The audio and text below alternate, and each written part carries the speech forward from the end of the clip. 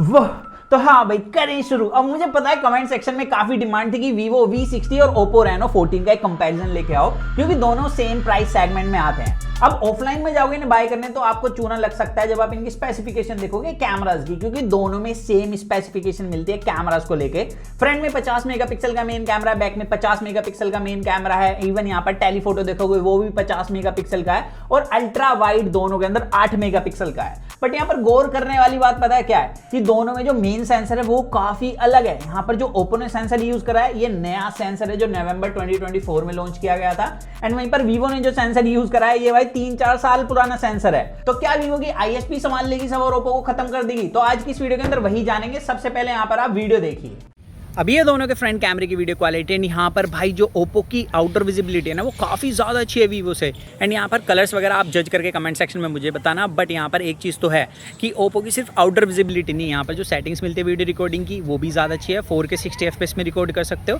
Vivo के अंदर सिर्फ 4K 30 FPS में रिकॉर्ड किया जा सकता है। इसके अलावा भी मैं नॉर्मल वॉक कर रहा हूँ, यहाँ पर स्टेबलाइजेशन भी भाई ओप्पो की बहुत ज़्यादा बढ़िया है वीवो के कंपेरिजन में। वैसे बाकी आप बताना कमेंट सेक्शन में कि आपको किसकी वीडियो एंड ऑडियो क्वालिटी अच्छी लग रही है। अब यहाँ से ये चीज़ तो क्लियर होती है कि भाई यहाँ पर जो कलर्स हैं वो वीवो के डेफिनेटली काफी पंची और वाइब्रेंट है। लेकिन यहाँ पर अगर आपको ज्यादा सेटिंग्स चाहिए 4K 60 FPS की, उसके अंदर स्टेबलाइजेशन चाहिए, ज्यादा डिटेल्स चाहिए और ज्यादा बेटर डायनेमिक रेंज चाहिए, तो यहाँ पर डेफिनेटली ओप्पो वहां पर स्टैंड आउट करता है। और इसी तरीके से बैक कैमरे वीडियो भी आप यहाँ देखिए। अब ये दोनों के बैक कैमरे की वीडियो रिकॉर्डिंग है। यहाँ पर ओप्पो का फोन 4K 60 FPS में वीडियो रिकॉर्ड कर सकता है, लेकिन वीवो कह रहा है 60 हम नहीं देंगे, हम सिर्फ 30 FPS का ऑप्शन देंगे। तो इसमें सिर्फ 4K 30 FPS में वीडियो रिकॉर्ड की जा सकती है। एंड यहाँ पर जो स्टेबलाइजेशन है वो ओप्पो की ज्यादा बढ़िया है वीवो के कंपेरिजन में। वीवो वी सीरीज के अंदर OIS दिया तो जाता है, लेकिन इसे अच्छे से इंप्लीमेंट नहीं किया जाता है। एंड वो तो अभी सिर्फ आप नॉर्मल वॉक के टाइम पर देख रहे हो। अभी मैं भाग कर दिखाता हूँ, आप कमेंट्स में बताना कि आपको किसकी स्टेबलाइजेशन अच्छी लग रही है। यहाँ पे स्टेबलाइजेशन में साफ देखने मिलता है दोनों के अंदर जिटर है, लेकिन वीवो के अंदर काफी ज्यादा जिटर्स बढ़ते हैं। इसका OIS उतना काम का नहीं है जितना कि ओप्पो का। इनफैक्ट यहाँ पर ओप्पो का जो स्किन टेक्सचर है, कलर्स है, बैकग्राउंड में डिटेल्स मिलती है, सब्जेक्ट पर डिटेल्स मिलती है, वो ज्यादा बेहतर है वीवो के कंपेरिजन में। बाकी आप कमेंट्स में बताना आपको किसकी वीडियो क्वालिटी अच्छी लग रही है। अब यहाँ पर बात करते हैं फोटोज की, जहां पर सबसे पहला डिफरेंस आता है फील्ड ऑफ व्यू में। वीवो के पास 23mm लेंस मिलता है, ओप्पो के पास 26mm लेंस मिलता है। दूसरा यहाँ पर डिफरेंस देखो तो कलर्स में आता है। यहाँ पर वीवो के पास थोड़े वार्म कलर्स मिलते हैं, ओप्पो के पास थोड़े कूल कलर्स मिलते हैं। एंड यहाँ पर मैंने एक चीज देखी कि 1x के अंदर जो डिटेल्स हैं वो भाई ओप्पो के पास ज्यादा बढ़िया है वीवो के कंपैरिजन में। एंड ये चीज आप यहाँ पर साफ देख सकते हो। एंड दूसरा जो डिफरेंस था इसके अलावा वो है भाई डेप्थ ऑफ फील्ड में। यहाँ पर जो ओप्पो का बैकग्राउंड ब्लर है नेचुरल वाला वो ज्यादा बढ़िया है वीवो के V60 के कंपैरिजन में। रीजन में पता है कि यहाँ पर नया सेंसर यूज करा है, वीवो ने पुराना सेंसर यूज करा है। इसके अलावा यहाँ पर अगर ह्यूमन सब्जेक्ट की बात करी जाए फोटो क्लिक करने की, तो यहाँ पर स्किन टोन अगर आपको थोड़ा सा वार्म साइड पर चाहिए, थोड़ा सा काफी लोगों को पसंद है, तो यहाँ पर ओप्पो आपके लिए। लेकिन अगर आपको वहीं पर कूल साइड पर चाहिए तो यहाँ पर वीवो है। लेकिन मैंने एक चीज देखी वीवो के साथ कि ये ज्यादातर कंडीशन के अंदर जो लाइट है वो ज्यादा अच्छे से कंट्रोल नहीं करता। ये चीज आप मेरी टी शर्ट पर भी साफ देख सकते हो। लेकिन जहां पर मुझे वीवो अच्छा लगा वो है इसका 2x मोड। यहाँ पर 46mm लेंस मिलता है इसके पास, एंड वहीं पर ओप्पो के पास 50mm मोड है। जब आप इसमें फोटो क्लिक करोगे वीवो का कलर कॉन्ट्रास्ट रेशियो थोड़ा स्ट्रॉन्ग है ओप्पो के कंपैरिजन में। अगर आप इस लेंस में ज्यादातर कंडीशन में फोटो क्लिक करोगे आपको सेम ही रिजल्ट्स देखने के लिए मिलेंगे। अब यहाँ पर थर्ड मोड की बात की जाए तो वीवो के पास 73mm लेंस मिलता है, ओप्पो के पास मिलता है भाई 85mm लेंस। अब इस लेंस के अंदर साफ देखने के लिए मिलता है कि colour contrast ratio, light control T shirt पर, स्किन टोन ज्यादा बेटर दिखाया हुआ ओप्पो ने, और ये आपको हर एक सिनेरियो के अंदर देखने के लिए मिल जाएगा। वैसे गूगल ड्राइव का लिंक मैंने आपको दिया हुआ है, आप चेकआउट खुद भी कर सकते हो। और यहाँ पर लास्ट मोड मिलता है वीवो के अंदर 243mm का, एंड ओप्पो के अंदर 170mm का। अगर आपको मैक्सिमम जूम करके फोटो क्लिक करनी है आपके लिए वीवो एक अच्छी चॉइस हो सकता है। बट यहाँ पर वीवो थोड़ा सा बूस्ट करता है कलर्स को, यहाँ पर एनहेंस करता है अपनी इमेज के अंदर डिटेल्स को, तो ये भी हमें याद रखना है। अब यहाँ पर ये तो बात होगी नॉर्मल फोटोज की, जहां पर हमने देखा कि ज्यादातर लेंसेज के अंदर ओप्पो का स्किन टोन ज्यादा कंसिस्टेंट है। बस ये 50mm में थोड़ा सा इन्हें फिक्स करना होगा अपडेट देकर, जहां पर वीवो थोड़ा एडवांटेज ले जाता है। अब इसके अलावा पोर्ट्रेट फोटोज की बात करी जाए तो यहाँ पर हमने देखा कि एज डिटेक्शन भाई दोनों का काफी बढ़िया है, एज टू एज टक्कर देता है। लेकिन ज्यादातर कंडीशन में ओप्पो का एज डिटेक्शन थोड़ा बेटर है। इसके अलावा दूसरा मोड मिलता है 35mm का, जहां पर आप देख सकते हो डिफरेंस अगेन सेम ही मिलता है। यहाँ पर स्किन टोन मेरे को ओप्पो का ज्यादा अच्छा लग रहा है, लेकिन यहाँ पर कलर कॉन्ट्रास्ट रेशियो वीवो का ज्यादा बढ़िया है। 50mm के अंदर अगेन जैसे कि नॉर्मल फोटो में था कि ओप्पो थोड़ी सी हेजी फोटो क्लिक करता है, यहाँ पर भी हमें सेम ही देखने के लिए मिला। लेकिन जैसे आप 85mm मोड लगा लोगे दोनों के अंदर, यहाँ पर भाई ओप्पो ज्यादा बढ़िया परफॉर्म करता है। यहाँ पर ट्री पर डिटेल्स देख सकते हो, मेरी टी शर्ट के कलर देख सकते हो। यहाँ पर भाई ओप्पो ने ज्यादा अच्छे से लाइट कंट्रोल की हुई है। इवन इसका स्किन टेक्सचर भी वीवो से ज्यादा बढ़िया है। एंड यहाँ पर जैसे मैंने बताया था कि वीवो के अंदर एक दिक्कत है कि ये बैकग्राउंड की डेप्थ के हिसाब से जो बुके है वो नहीं देता, वो ये इवन बुके देता है। ये प्रॉब्लम यहाँ पर भी फेस करने के लिए मिलती है, जिसकी वजह से ओप्पो के जो फोटो है वो ज्यादा ज्यादा DSLR लाइक लगती है एज कंपेयर टू वीवो। ये चीज साइड बाय साइड यहाँ पर आपके सामने आ रही है, अगर आप समझ पा रहे हो। बाकी यहाँ पर लाइट कंट्रोल वगैरह स्किन टोन पर दोनों का ही इस मोड में बराबर सही देखने के लिए मिलता है। एंड यहाँ पर हमने जितनी और फोटोज क्लिक करी आपके सामने आ रही है, आप धीरे धीरे दोनों को जज कर सकते हो। तो यहाँ पर ये सीन है। बाकी वीवो के पास एक एडवांटेज और मिलती है, इसके पास 100mm मोड मिलता है। लेकिन हमें एक चीज और ध्यान देनी है कि वीवो के पास कलेश ये है कि अगर आप 85mm और 100mm में रैंडम फोटो क्लिक करते हो तो ये बैकग्राउंड उड़ा के उसे ग्रीन कर देता है, अच्छे से प्रोसेस ही नहीं कर पाता। और ऊपर से यहाँ पर जब आप दोनों से side by side photo click करोगे वीवो और ओप्पो से, तो वीवो का जो प्रोसेसिंग टाइम है वो काफी ज्यादा है ओप्पो के कंपैरिजन में। और ये हमने लास्ट जेन दोनों के फोनों कंपेयर करा था, उसमें भी बताया था, लेकिन अभी ये डिफरेंस और भी ज्यादा बढ़ चुका है। और साथ ही ना ही वीवो के अंदर पोर्ट्रेट वीडियो मोड मिलता है, तो अगर आपके लिए वो एक प्लस पॉइंट है तो यहाँ पर वीवो पीछे हो जाता है। बाकी यहाँ पर दोनों के अल्ट्रा वाइड लेंस की बात करूं, दोनों में ही डिटेल्स नहीं मिलती हैं, लेकिन फिर भी ओप्पो की जो डायनेमिक रेंज है वो ज्यादा बढ़िया है एज कंपेयर टू वीवो। ये चीज आप यहाँ पर साफ देख सकते हो। और इंडोर फोटोज के अंदर हमने जितना देखा भाई, यहाँ पर कलर कॉन्ट्रास्ट रेशियो लगभग दोनों का बराबर सा ही मिलता है। बस यहाँ पर डिफरेंस आता है स्किन टोन में। यहाँ पर ओप्पो के पास आपको भाई वार्म स्किन टोन मिलता है, वीवो के पास थोड़ा सा रेडिश स्किन टोन मिलता है। वीवो भाई जगह के हिसाब से कलर चेंज करता है, ये चीज मैंने देखी है इनके हर एक फोन के साथ। और यही चीज आपको दोनों की लो लाइटिंग परफॉर्मेंस में भी देखने के लिए मिलती है। यहाँ पर डिटेल्स दोनों के पास लगभग बराबर है, बस फर्क आता है तो ये है कि ओप्पो थोड़ा सा वार्म है और वीवो थोड़ा सा कूल है। बाकी आप बताना आपको किसकी फोटो वीडियो क्वालिटी अच्छी लगी। मैं अपनी पर्सनल ओपिनियन दूं तो यहाँ पर मैंने देखा जितनी फोटोज क्लिक करी मैक्सिमम जगहों पर ओप्पो ज्यादा बढ़िया परफॉर्म करता है। इनफैक्ट अगर आपको वीडियो रिकॉर्डिंग के लिए भी फोन चाहिए तो ओप्पो एक ज्यादा बेहतर चॉइस है इस टाइम। और फ्रंट कैमरे के साथ सीन सिंपल सा है, अगर आपको वार्म टोन चाहिए तो आपको भाई ओप्पो अच्छा लग सकता है, लेकिन अगर आपको थोड़ी सी रेडिश टोन चाहिए तो यहाँ पर वीवो है। प्लस इसके पास एक एडवांटेज और है कि नॉर्मल फोटोज के अंदर ये ज्यादा डिटेल फोटो लेता है। अब यहाँ पर मैंने नॉर्मल क्यों बोला, जब आप पोर्ट्रेट फोटो क्लिक करोगे देखो एज डिटेक्शन तो दोनों का काफी बढ़िया है, बट यहाँ पर पोर्ट्रेट फोटोज के अंदर जो वीवो की डिटेल्स हैं वो स्लाइटली बेटर मिलती हैं। और सिर्फ फोटो के लिए नहीं, यहाँ पर अगर परफॉर्मेंस की बात करी जाए तो वीवो के पास स्नैपड्रैगन 7 Gen 4 प्रोसेसर मिलता है, जिसको काफी लोगों ने क्रिटिसाइज करा है।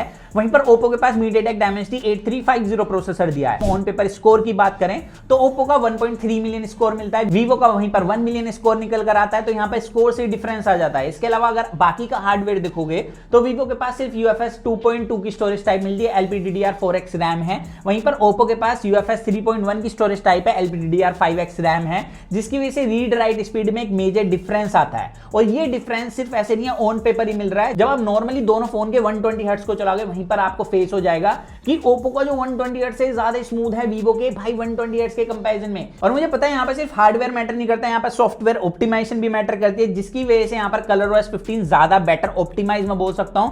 क्योंकि यहाँ पर जब आप दोनों फोन को साइड बाय साइड चलाओगे, रैंडमली कोई ऐप खोल रहे हो तो यहाँ पर भाई वीवो की कैमरा ऐप जिटर करती है, ओप्पो की बिल्कुल भी नहीं करती है। इवन आप इसको तुरंत खोल के तुरंत बंद करोगे, तुरंत खोल के तुरंत बंद करोगे, वहां पर भी अलग ही स्मूथनेस देखने के लिए मिल जाएगी ओप्पो के अंदर।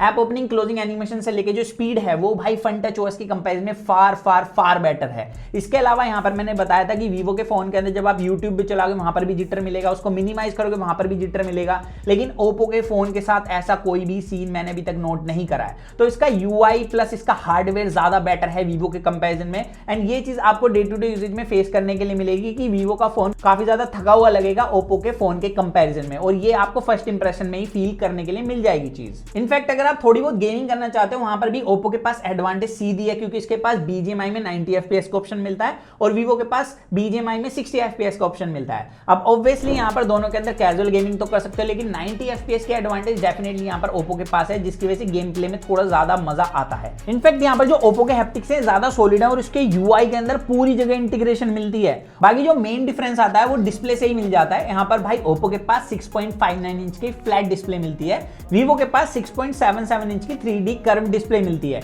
और ऊपर से इसके पास यहाँ पर भाई आपको जो डिस्प्ले पर प्रोटेक्शन दी है वो स्कोर सेंसेशन कोर की दी गई है। पता नहीं कितना ड्यूरेबल है ग्लास, अभी तक कोई रिपोर्ट निकल के आई नहीं है। वहीं पर जो ओप्पो ने प्रोटेक्शन यूज करी है कॉर्निंग गोरिल्ला ग्लास 7i की है। एंड यहाँ पर अगर आप भाई साइड बेजल्स देखोगे तो ओप्पो के काफी कम लगते हैं वीवो के कंपैरिजन में, और रीजन काफी सिंपल है क्योंकि 360 कर्व डिस्प्ले में जो बेजल्स हैं वो हमेशा से ज्यादा ही लगते हैं। इसके अलावा स्पेसिफिकेशन की बात करी जाए, दोनों में एमोलेड पैनल है, दोनों डिस्प्ले 1 बिलियन कलर शो कर सकते हैं, दोनों ही 120 हर्ट्ज रिफ्रेश रेट के साथ आती हैं। बट यहाँ पर देखने वाली बात यह है कि जो ओप्पो की डिस्प्ले 1.5 के रेजोल्यूशन के साथ आती है, वीवो की फुल HD डिस्प्ले है सिर्फ, जिसका डिफरेंस आएगा आगे मैं बताऊंगा आप लोगों को, थोड़ा रुक जाओ। लेकिन यहाँ पर सबसे पहले मैं आपको बता दूं कि जैसे मैंने बताया 120 हर्ट्ज का मजा भाई वीवो के फोन के अंदर उतना अच्छा नहीं है, ओप्पो के फोन के अंदर ज्यादा अच्छा है। बट यहाँ पर वीवो का फोन जो है वो 1500 निट्स की HBM ब्राइटनेस ऑफर करता है, वहीं पर जो ओप्पो का फोन है सिर्फ 1200 निट्स की एचपीएम ब्राइटनेस ऑफर करता है, जिसकी वजह से जब आप दोनों को साइड बाय साइड इंडोर चलाओगे वैसे तो ज्यादा बड़ा डिफरेंस नहीं है, बट फिर भी वीवो की डिस्प्ले ज्यादा ब्राइट है इंडोर कंडीशन के अंदर।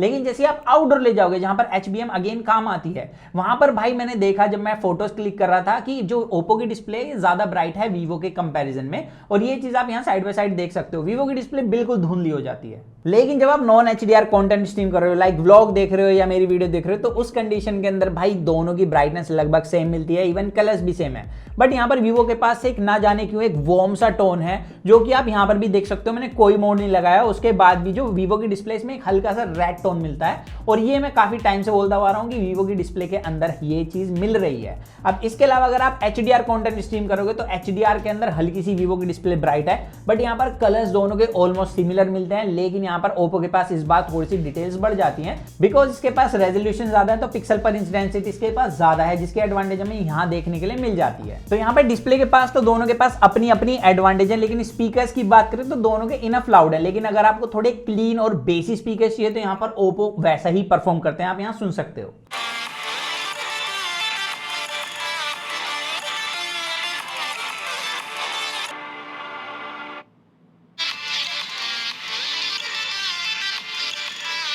अब बिल्ड और इन हैंड फील की बात करें, जहां पर एक मेजर डिफरेंस आता है, जब आप वीवो के फोन को पकड़ोगे तो बिल्कुल ऐसा फील होगा जैसे कि आपने इनका कोई 20,000 रुपए का फोन पकड़ लिया है। मैं यहां पर T4R भी पकड़ूंगा, इसे पकड़ूंगा, डिफरेंस नहीं बता सकता, यहां पर आप भी नहीं बता सकते। लेकिन वहीं पर ओप्पो के इस Reno 14 को जब आप हाथ में होल्ड करोगे, एक तो ज्यादा कंफर्टेबल है क्योंकि साइज इसका छोटा है वीवो के फोन के कंपेरिजन में, दूसरे ज्यादा प्रीमियम फील होता है। अलग ही रीजन है यहां पर, क्योंकि इसका साइड का फ्रेम एल्यूमिनियम का मिलता है, वीवो ने वहीं पर प्लास्टिक का फ्रेम दिया है। प्लस वीवो के पास यहां पर कर्व फ्रेम है, इसके पास थोड़ा फ्लैट फ्रेम है, जिसकी वजह से ये फोन काफी हद तक आईफोन की तरह फील कराता है। बाकी यहां पर दोनों ही ब्रांड से मेरी एक शिकायत है कि बैक में कौन सा ग्लास यूज करा है, ये दोनों ने ही नहीं बताया, बट यहां पर फ्रंट ग्लास भाई ओप्पो के पास ज्यादा स्ट्रॉन्ग मिलता है। तो यहां पर ओवरऑल इन हैंड फील और बिल्ड के मामले में ओप्पो क्लियर विनर है। अब लास्ट बैटरी बची दोनों की, जहां पर आप देखोगे ऑन पेपर तो वीवो स्ट्रॉन्ग लगेगा, लेकिन यहां पर मैं थोड़ा सा मिथ क्लियर करता हूं।